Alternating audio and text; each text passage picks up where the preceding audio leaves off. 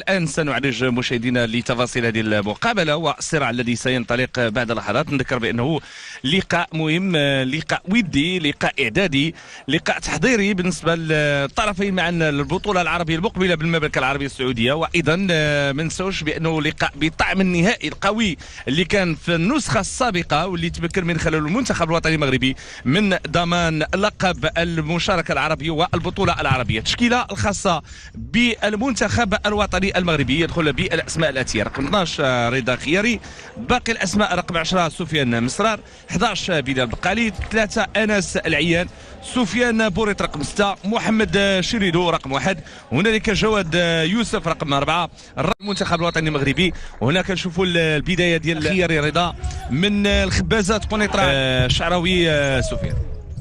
كره اماميه تصويبه مباشره الى يعني الانسجام اللي ممكن انه يولي حاصل. الكره السهله من جانب بلال بقالي، هذه تصويبه المصغره او الفوتسال، فسنكتشف مجموعه من الاسماء. والكره جيده هذه كانت كره قويه.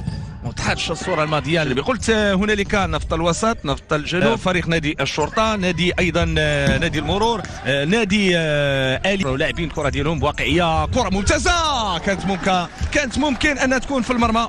الطريقه ديال الصياغه ديال العمل، فرصه مع امكانيه ديال الاستثمار. هذه نشوفوا هنا المحاوله ومباشرة إلى خارج الخط. العملية من جانب العيا تصويبة جميلة، وكان ممكن أنها تكون بالنسبة للمنتخب الوطني المغربي عن طريقة ديال بناء العملية الهجومية. ممتاز جدا دور ديال المحور في خط الوسط. كرة أمامية حميد رافد لاعب نفط الجنوب، وكرة ممتازة، فرصة جميلة، كرة جميلة لنازم الحارس. الحركات اللي كانت في العديد من المحطات، منها كيفاش كيلعبوا في ظهر المدافعين ديال المنتخب العراقي. الفريق الأول كرة ممتازة جميلة، هذه محاولة ولكن في آخر مطاف كاين كما نشاهد الآن والمحاولة والهدف الأول. هذا هدف بالواضح، هدف يحتسبه حكم المباراة التونسي اليوم، على اعتبار انه كنشوفوا الطريقة والاسلوب اللي جا. محاولة التمرير، تصويبة للمساعد الثاني، وهذو من الاطر بالصمت والتسهيل اللي تقدم نفسها بشكل ممتاز في الوقت اللي راهي. جميلة ديال المراوغة، محاولة امكانية ديال تصويبة جميلة ولكن مباشرة الى خارج. شوفوا هنا التصويبة، هدف لصالح المنتخب الوطني المغربي، هدف آخر ينضاف للمحاولات التي قدمها المنتخب الوطني المغربي في هذه المواجهة. طريقة جيدة بصورة رائعة. شاهد هنا المحاولة تصويبها إلى خارج رقعة الميدان.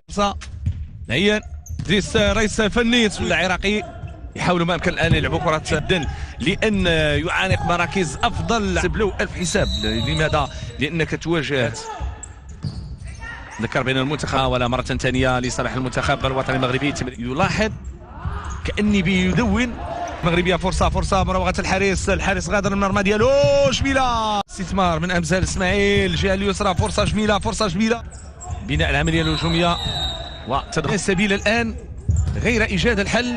وانا رئيس ماذا يفعل؟ المراوغه، يبحث عن المنتخب الوطني. نعم خروج الحارس، كره مميزه ولكن مباشره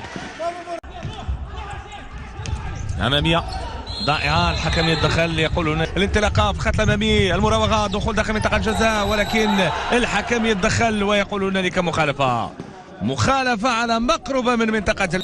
بلال بقالي يهيئ نفسه للتصويب. ماذا يختار؟ رفع كره جميله، هدف، والهدف الثالث صناعه مغربيه محضه رائعه جدا صراحه.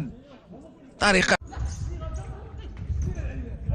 التمرير لم تكتمل الصوره. المنتخب العراقي مني ب3 أهداف في المنتخب الوطني المغربي. هذه فرصه تصويب، كره يجب اخراج مثل هكذا كرات من عمر هذه المباراه بالنتيجه المعروفه.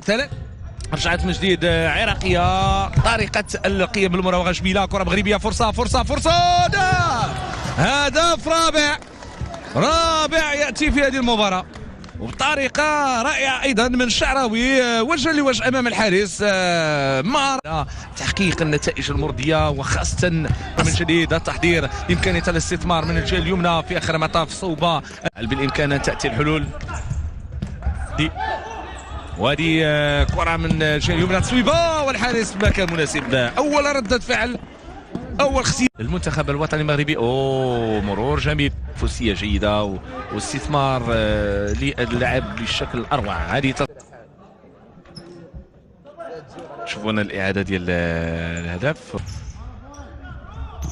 هذه محاوله ولكن في اخر مطاف الى خارج خط الجانبي الملعب. باقي عمليه جميله جميله جميله هذه، والحارس خياري في الخط الامامي كيف سيكون، ولكن استراتيجيه ديال بناء العمليه الهجوميه جميله جميله جميله. كره العارضه والقائم ينوب عن الحارس. كان فرصه فرصه فرصه، امكانيه تصويب امكانيه تصويبه، ولكن مرت بجانب الميدان لمجموعه من اللاعبين عوض اللاعبين على مستوى رقعه الميدان.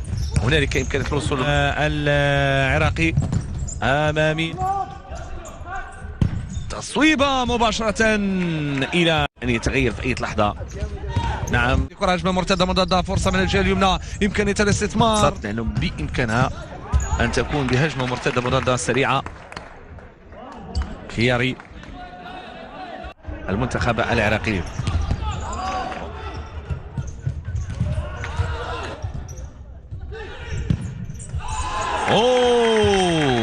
إصرار كبير من المنتخب العراقي، إصرار كبير من المنتخب العراقي، يكلل بدر المرمى، ولكن يعود في آخر مطاف. كرة إمكانية ديال استثمار هذه العملية الهجومية ومباشرة صوب. كنشوفوا الآن الطريقة ديال بناء العملية الهجومية.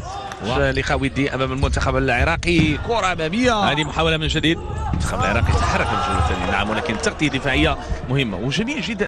وقد تاتي تصويبه المباشره تصوب، وطبعا الخطوره نظرا للبحث الحديث.